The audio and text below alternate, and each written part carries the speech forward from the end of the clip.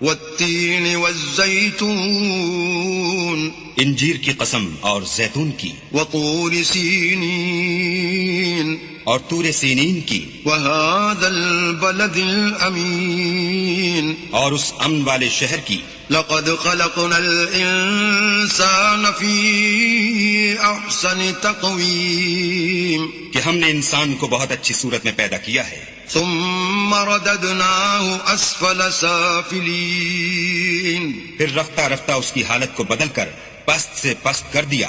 إلا الذين آمنوا وعملوا الصالحات فلهم أجر غير ممنون مگر جو لوگ ایمان لائے اور نیک عمل کرتے رہے ان کے لیے بے انتہا اجر ہے. فما يكذبك بعد بالدين تو اے آدم زاد پھر تو جزا کے دن کو کیوں جھٹلاتا ہے؟ أليس الله بأحكم الحاكمين